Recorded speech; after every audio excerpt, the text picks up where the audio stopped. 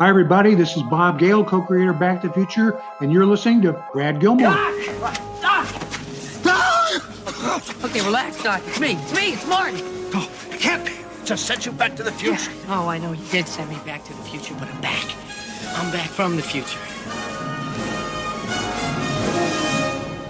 Great Scott. Wait a minute, Doc. Are you telling me that you built a time machine? Out of a DeLorean? The way I see it, if you're gonna build a time machine into a car, why not do it with some style? Whoa, this is heavy. Hello, everyone, and welcome to Back to the Future, the podcast, the only podcast looking back in time's greatest film trilogy of all time, Back to the Future. I'm your friend in time, Brad Gilmore, and Season 10 is rolling on. We're going to make sure that we roll these episodes out for you to enjoy week to week. Have a lot of great things planned, as you know, as I've talked to you about before, and today is no different. We're going to be looking at 20 things that you may have missed in Back to the Future Part 3, and this is going to be a fun one because I'll kind of explain the origins of these, but I always love learning more about these movies that I did not know. And even if you literally write the book on Back to the Future, there are still things that you're going to find out, figure out, and understand at a different level than you did when you wrote it. It's actually one of the things that I like the least, and there's several things that I dislike about writing a book, even though I've written 2 of them, and I might be working on a 3rd.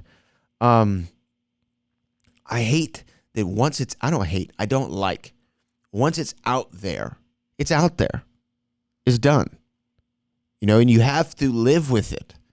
And even if I literally have woken up at times or thought about things as I'm going to sleep or even just driving in my car and be like, oh man, I could have done that in the book. I could have said this. I could have said that.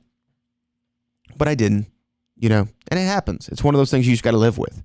And so I say that to say when I watch these movies still and I learn new things or I pick up on things that I didn't notice before, it just drives me up a wall because I said, man, I could have done this, I could have done that. But it's one of those things that you learn to live with as an artist, right? We've all done it in some form or fashion where we turn in the paper that we thought about in undergrad and said, man, I could have done this, and this. It just happens, man. But this season on Back to the Future, the podcast, we're going to be doing more fun things where we learn more about the movies, where we break down the scripts like never before. This is going on year 8 of this show, which is crazy. It was literally meant to be a 5 to 6 episode, like addendum on my podcast, just like a small little series, a special. And I think it was going to be called Back to the Future, the retrospective, where we just look at the movies, and I did 6 or 8 episodes of it, like an arc, essentially, on my podcast. And now look at this. From 6 to 8 episodes to 10 seasons, 8 years, still going strong. I don't know when this thing is going to end. I don't think it ever will. Who the hell knows? When I run out of stuff to talk about, we'll stop doing the podcast. But I also want to let everybody know, if you're a fan of the Back to the Future podcast, make sure you go check out every other show that I do.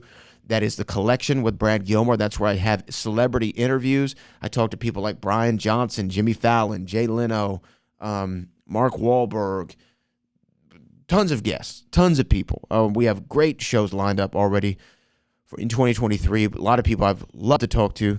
And so look out for that. Also check out Clue, the movie podcast, where me and Jeff Smith break down Clue, the movie, 1 minute at a time. Where I think at the time this will be out, like around minute 12 to 15, somewhere in that area. Maybe even a little bit later. So definitely go and check that out. And check out the Hall of Fame with Bertia and myself. If you like a little pro wrestling talk, I got a podcast for everything. If you like it, I probably have a podcast about it. But let's not waste any more time.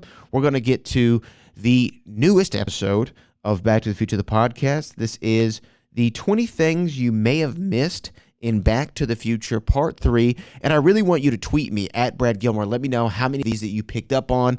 Which ones you had no idea about. Love to hear that. And make sure you go over to your favorite podcast app, maybe Apple Podcasts, where we have the most. Leave a rating and review. I'll read it here on the show. Those things help so much, guys. I know I say it all the time, but they really, really help us on Back to the Future, the podcast, and help more people hear about the show. The pinheads grow, and I can continue doing this.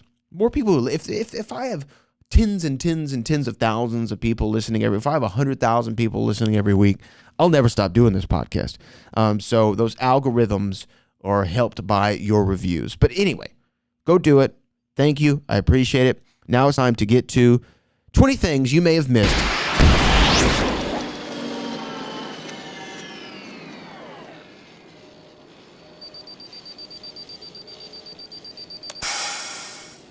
All right, everybody, here we go. Okay, so every so often, as I said, I'll look at things on YouTube that, everyone's algorithm pops up with different stuff, right? If you've been watching a lot of, I guess the normal example is cat videos, you get a lot of cat videos. If you go down a Jack Nicholson rabbit hole like I did a few months ago, all I get is scenes of Jack Nicholson movies now. So, I mean, that's kind of what YouTube does with their algorithms. So, it's no surprise to everyone listening, I get a lot of Back to the Future related content on YouTube. Sometimes I'll stop and watch. We've covered YouTube videos on the show before in last season, season 9. Sometimes I'll stop and watch, and then sometimes I'll just I already know what they're going to say. The movie mistakes of Back to the Future 1, and they show, the Hill Valley High School in the morning when Marty and Jennifer on the steps, and then when he runs into Strickland in the evening, or when he runs into Strickland later, you can tell they were filming it at nighttime because if you look through the school windows, it's all black outside, right? Cool, seen it. The scene in front of the Hill Valley Courthouse when Marty's in 1955 and Biff and the gang are trying to run him over, if you see for a second, it's not Biff in the film. It's his stunt double driving the car. You see it for a split second. Things like that we all know about. If you're with me for the last 7 years listening to this show and listening to this podcast, and you've gone through, now we're in our 10th season together, we've seen these things. The pinheads out there have seen these things. But every now and then I stop and I see a video from a big site. This one is What Culture. What Culture, they do a lot of pro wrestling content. That's where I first found out about them. They had a video, 20 things you somehow missed in Back to the Future 3. Now, I do not know what's going to be in this video, but 20 things seems like a lot. If it was the 5 things you missed in Back to the Future 3, I know, again, they're going to talk about Show Nash Ravine and Clayton Ravine. They're going to talk about, did you see Clara Clayton in the background when Marty and Doc are at the train station? Those are Eastwood Ravine is what it's called in the future. Those things we've all seen, but 20 sounded like a lot. So when I saw this video, I said, okay, you know what? This might be fun to watch and break down on the podcast and just see if there are new things that us pinheads haven't seen before. And maybe there are things out there. Maybe I'm taking it for granted. I definitely do not know everything about Back to the Future. I don't like being called a Back to the Future expert or anything like that. I am a fan. I'm not a critic. I am just a enthusiast. And as are you listening. So maybe there are things that we can learn here, and I hope that there are. Maybe you do not know some of the things that we're about to cover in the 20 things you somehow missed in Back to the Future Part 3. Let's take it to the What Culture video. I'll stop it intermittently, and we'll talk about the 20 things. Though just about everyone agrees that the first Back to the Future film is the best, there isn't really an overall consensus of whether the second or the third is the runner-up. Given that Part 3 simply isn't as beloved as the original, then there is probably a lot that you missed in that movie. So, with that in mind, I'm Josh from WhatCulture.com, and these are 20 things you somehow missed in Back to the Future Part 3. Number 20, Doc's bandana was made from his shirt in Part 2. We'll kick things off with something that actually paid off a reference in Back to the Future Part 2. Early on in that second film, Doc wears a shirt with a distinct... Okay, yeah, so this one, I think probably a lot of us pinheads know. This is the one where in the in the future 2015, we see Doc and Marty outside the Cafe 80s, kind of after the mission was completed. This is the best time you can see the shirt that Doc Brown is wearing has kind of a Western motif to it. There's even a train and things of that nature on there. So it was an allusion to what we were going to see in Back to the Future Part 3. We knew it was going to be going to a Western, or we could pick up the clue that it was going to a Western, I guess, from Doc's shirt. This is one of the things that I think it was Bob Zemeckis who first brought it up. It was the ability to do things like that because they were shooting part 2 and 3 at the same time. They had this great opportunity to leave Easter eggs back and forth. Whereas when they were shooting the first movie, they did not know or plan to make a sequel at the time. So there was no real way they could do a bunch of Easter eggs like that. Distinctive yellow, blue, white color scheme. But if you look closer beyond the colors, you might also be able to make out men on horseback chasing a train. Beyond the fact that this is, of course, foreshadowing the Western theme of Back to the Future Part 3, we actually do see this shirt again in the sequel. And that's because Doc wears it around his face as a bandana while carrying out a stick-up. It was difficult to make this out in prior resolution releases of the film, but take a closer look and it's very much there. When Doc says, it's a science experiment, when they're holding him up, he's wearing that shirt. This actually makes me wonder, was he wearing the shirt when the DeLorean was struck by lightning in 1955? The DeLorean, I guess he was struck by lightning in 1955. You're hearing me type stuff in here. Let me look at this real quick. I don't think you're getting this audio, but let me scroll forward. What is Doc wearing? Yeah, Doc's wearing the shirt. Doc's wearing the same shirt. So totally tracks, totally makes sense that he has that shirt when he goes back to 1885, and it now has become his bandana, his face mask covering. Number 19, that Clint Eastwood inside joke.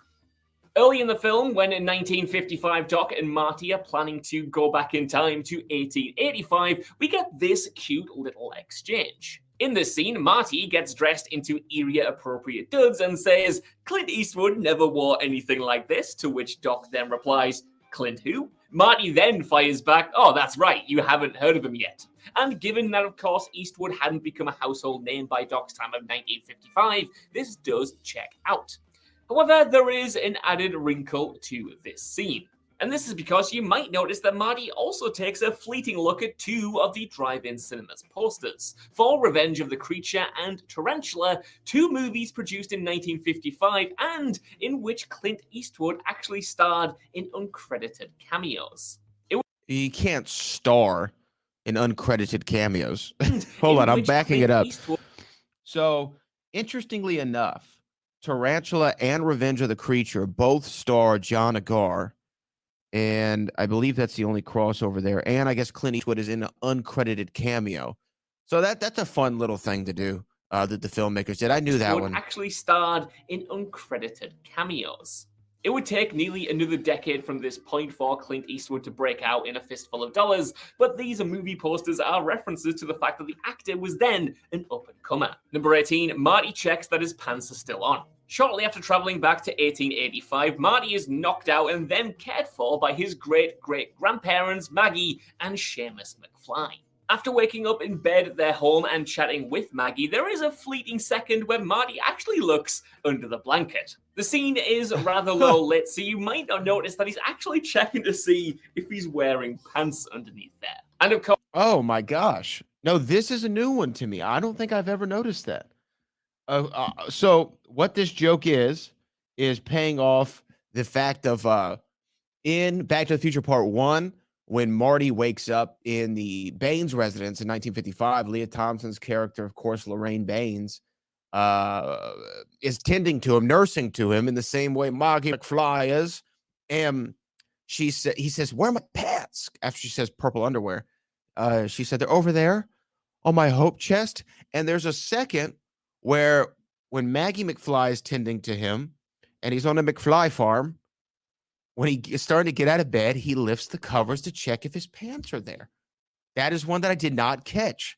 Look at that. This video was worth looking at. This is incredible. Okay, let's continue. Of course, this is a reference to the unforgettable moment in the first movie where Marty is hit by a car and then wakes up in Lorraine's bed to the realization that, yeah, he's not wearing any pants under the covers. Number 17, the time is 8:08 on the clock tower, as in 88 miles per hour.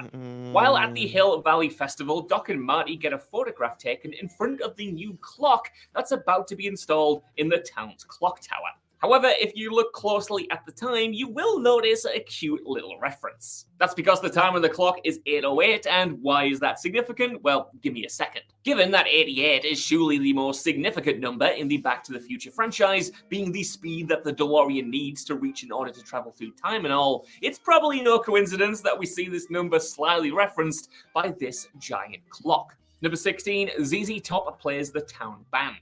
You'll likely be aware that the legendary rock outfit ZZ Top provided the So, the 808 thing, I don't know. Do we consider that an Easter egg? Is that an Easter egg? That'd be a question for Stephen Clark over there at backtothefuture.com. I'm going to send him an email. He probably won't answer during this call, but I'm going to send him an email. I'm going to find that one out because I don't know. I mean, obviously everything's intentional, though, in Back to the Future. And why set it on any other time? Like, why set it on 808 if you're not trying? Because if you say 808, it does kind of sound like 88.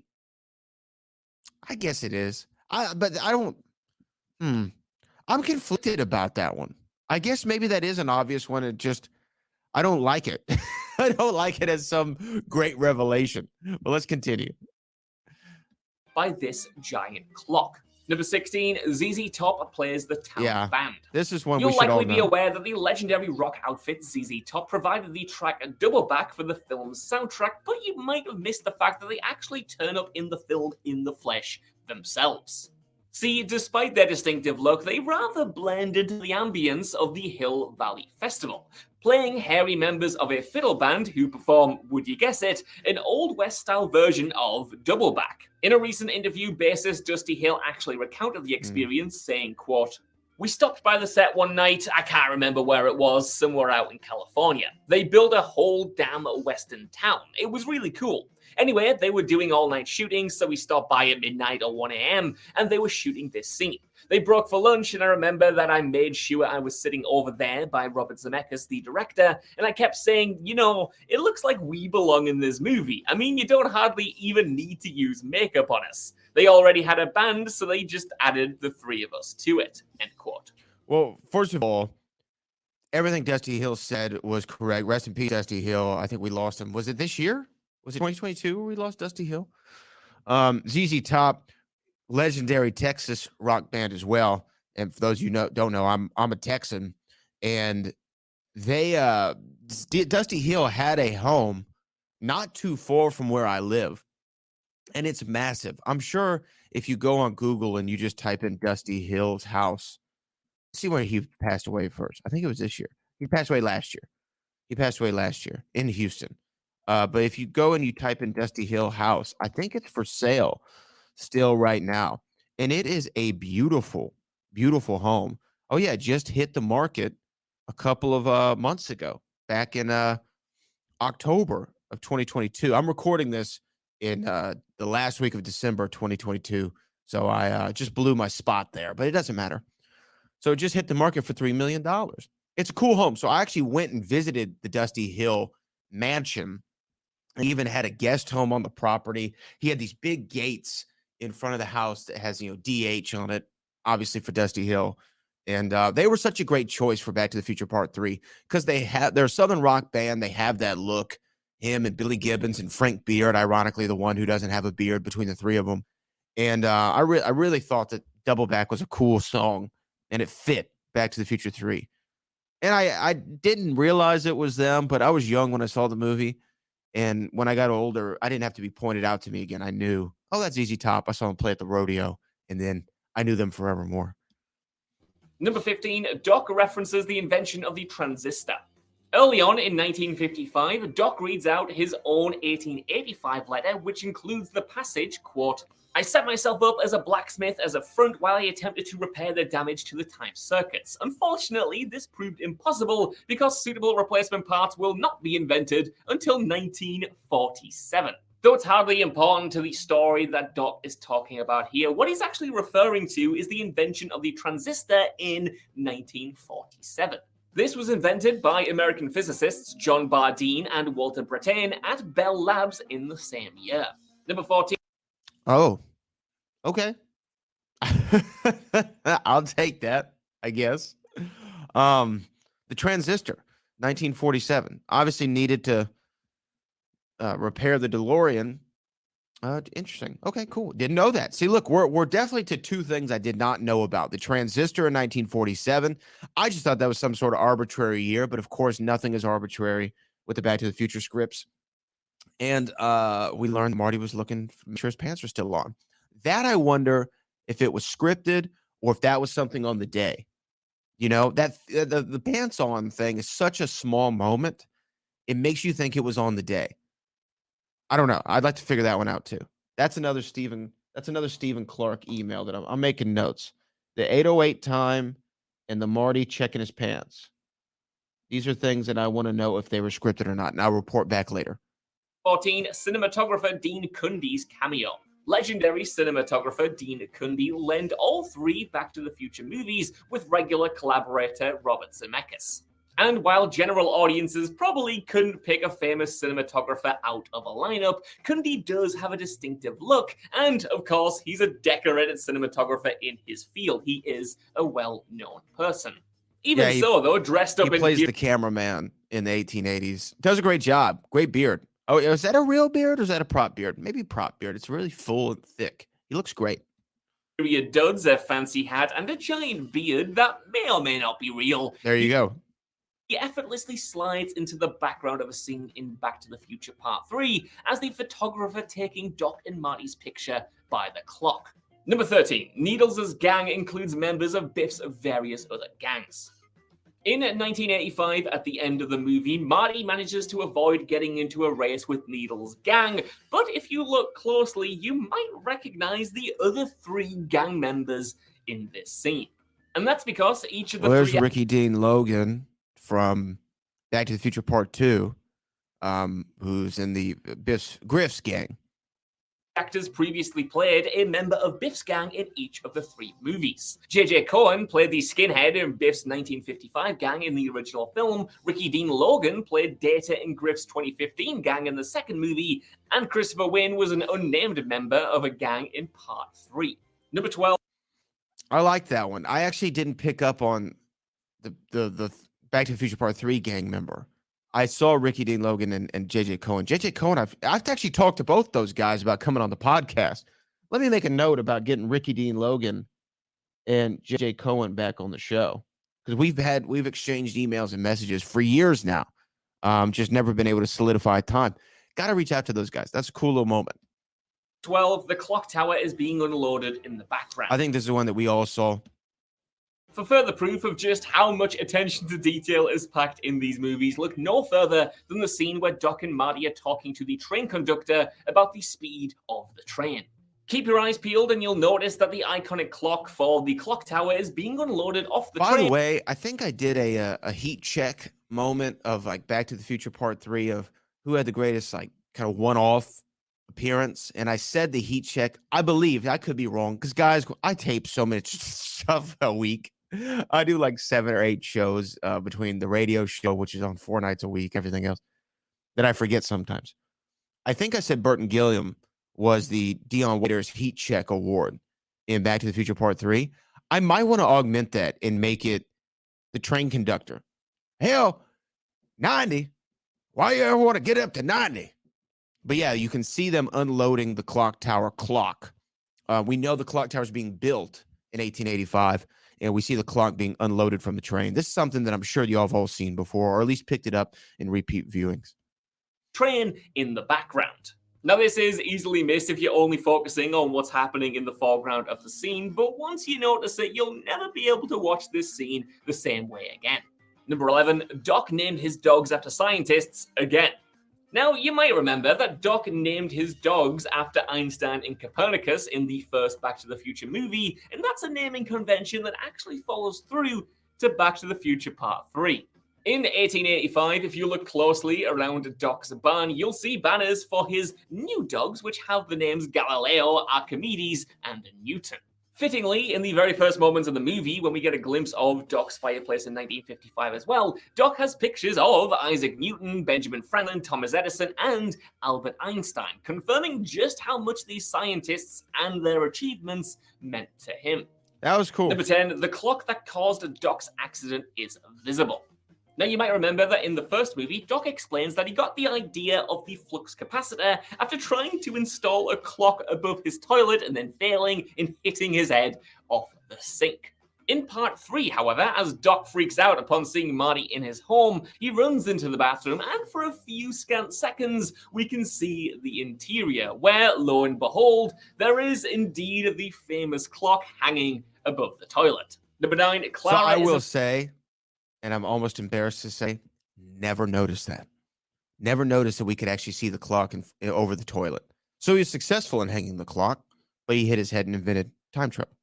in the background when Doc and Marty talk about the Clayton Ravine.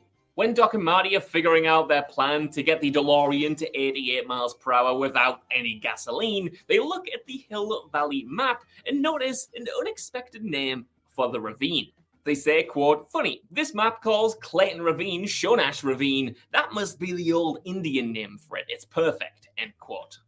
While the two are discussing this, however, if you actually look in the background of the scene, you can see Clara Clayton waiting to talk to Doc. Doc, being distracted by Marty, then causes Clara to find her own transportation, leading to her eventual fateful encounter at the ravine, which, without Doc and Marty's intervention, would have led to her death and the ravine being renamed to Clayton Ravine. I think we all knew this one. This is probably one of the most obvious ones, because then Marty talks about, oh yeah, there was a teacher who fell in the ravine there 100 years ago. 100 years ago? That's this year. This was a pretty obvious one. Shonash Ravine, Clayton Ravine, Eastwood Ravine. 3 names, all the same. Number 8, the saloon extras are all legendary Western actors. During the saloon scene, you might remember 3 distinctive-looking old-timers right at the front of the bar who sound off when Marty enters the scene. But these aren't just 3 random extras that were thrown in to look cool. In fact, these 3 actors are Doug Taylor, Pat Buttram, and Harry Carey Jr., all character actors who spent decades playing sidekicks and various supporting roles in a glut of Western films and TV shows. Taylor had more than 250 credits to his name prior to his death in 1994. Buttram was best known for playing the sidekick to Gene Autry, and Carey was the son of legendary silent film star Harry Carey. Number 7. Knew those ones. I'm sure y'all did too. Arresting deputy's dialogue was redubbed. Did not know this. Later in the movie, Griff's great-grandfather, Buford Mad Dog Tannen, is Buford? arrested after being kicked into a load of manure by Marshall Strickland's deputy. The deputy then announces that Buford is under arrest for robbing Buford. the Pine City stage. Yet, at the moment that the charge is read, the shot actually cuts away from the deputy to a reverse shot of Doc and Marty. And the reason for this? Well, initially, Mad Dog was actually charged for killing Marshall Strickland himself, but his crime was later changed in post-production. The original scene is still featured on the home video releases, but was deemed too dark at the time, and as such, this cut was papered over with the shot of Marty and Doc. And the redub was just put on top of that. Number 6. So yeah, in a deleted scene, we know that Buford Mad Dog Tannen, or Buford Mad Dog Tannen, shoots Marshall Strickland and kills him. The scene was cut out. I think that we said back in the day this was a good cut. But I actually do wonder, why change the crime? Why change the murder of Marshall Strickland? Because, I don't know, it kind of can set up how Strickland is in the future, right? Gives him a little bit more pathos. We understand more of why he is the way that he is. Also makes Buford that much more hateable. But maybe they didn't want that. I don't know. Because, again, we know that they had like an attempted, I even hate to say it, but like an attempted date rape in Back to the Future Part 1 between Biff and Lorraine. So it's not like he's a redeemable character of any kind. And Griff is committing a robbery of some kind. We know that Buford's already shot and killed people, according to the Hill Valley record books. And it didn't include maybe unnamed people of Chinese or native descent. So I wonder why they made that cut. I'm going to send Stephen Clark the longest email. Why did Buford not kill Strickland? I have like so many things that I want to ask him. 6. Doc is probably related to Werner von Braun. Early on in the film, Doc explains his ancestry to Marty, explaining, quote, "The Browns didn't come to Hill Valley until 1908, and then they were the Von Brauns. My father changed our name during the First World War." Now, this might just seem like a random piece of character building. That is, until you realize that Bob Gale was probably trying to imply that Doc is actually related to Werner von Braun. Now, who is that dude? Well, von Braun was a Nazi rocket scientist who helped develop the V2 rocket for the Germans, and following the war was relocated to the US, where he worked for NASA as the chief architect of the Saturn V launch vessel. Knew about von Braun. I think that it could be a stretch because, I mean, just because they both have the last name von Braun, or at least Doc's family was von Braun at one time, does not mean that they're related. Right? I'm not related to David Gilmour, the singer of Pink Floyd, right? Is there another famous Gilmour that I'm forgetting? There's a Patriots player with the last name Gilmour. Not related to him either. So that's a stretch. I don't buy that one. 5. The Statler Horse Dealership. First up, major props to anyone who caught this one. In 1885, there is a horse dealership by the name of Honest Joe Statler. Yet, chronologically, this was just the first of the Statler family's various transportation businesses in Hill Valley throughout. I caught this one way early on. Statler Toyota we know of, and it's where the truck is sold in Back to the Future Part 1. Also, there's just a family lineage of this town. It kind of talks to the history of Hill Valley. Whatever your great-grandfather or father did, you're going to follow in his footsteps, pretty much. If your father was a marshal, you're going to be some sort of authority figure when you get older, like a principal. If your dad sold or granddad sold manure, you're going to sell manure. That's the A. Jones and the D. Jones manure of it all. And the Statler Toyota and the horses, some I picked up on throughout the years. And that's because in the first films in 1955, the Statler family's business there is you a go, Studebaker Statler Motors in 1955. A dealership by the name of Statler Studebaker, while in 1985 it had again been renamed to a Toyota dealership, that being the Statler Toyota. Number 4, Clayton Ravine is renamed to Eastwood Ravine at the end. Now this one seems obvious, and yet it's easily missed all the same. At the end of the film, when Marty returns to 1985, Hill Valley's infamous Dodge, Clayton Ravine, has now been renamed to Eastwood Ravine. And that is, of course, because Doc prevented Clara from falling to her death in the ravine in 1885, and as such, the ravine got a different name. Instead, it was actually named after Marty, or at least the Clint Eastwood name that he was going under during this time, and that's how we end up with the name change at the end of the film. Number 3. Yeah, I covered this earlier. Doc's son desperately needs the bathroom. Now, this one is admittedly pretty infamous these days, but unless you're chronically online, you might have managed to miss it yourself. Right at the end of the movie, when Doc and Clara reappear in 1985 in a steam locomotive time machine with their 2 sons, keep an eye on their rightmost child, Vern. And that's because all the way throughout this scene, Vern can actually be seen pointing at his groin, seemingly indicating to a crew member off stage that he needs to go to the bathroom real bad. How this made it into the final cut is pretty fascinating, because once you notice it, it's very clear that this kid isn't acting, but still, now it's a part of movie history. I've seen that before. I absolutely love that. I got to find out who plays Vern and where he is today. I'd love to talk to him. Flux capacitor is visible in the train. When Doc's time travel locomotive takes off, keep an eye on the front portion of the set and you might notice something a little bit familiar. And that's because, yep, that is the flux capacitor, the technological doodad that makes time travel possible, installed where you usually expect the train's light to be. It's an interesting design change because originally the flux capacitor is inside the DeLorean to keep it safe, but you can probably assume that with a big locomotive like this, it's probably safe right up front and center. Now that's another one that might seem obvious in retrospect, but I'm absolutely betting that someone out there definitely didn't notice this. Anybody not notice that? Let me know. Number 1, Police Academy's Michael Winslow performed the sound effects for Marty's moonwalking. Even if you've watched Back to the Future Part 3 from beginning to end multiple times, he's a credit you still probably missed.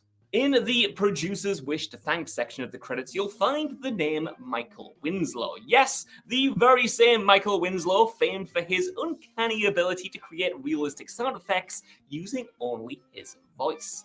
And that's because Winslow, best known for his appearances in the Police Academy movies, was actually the sound effects guy for Marty's Feet.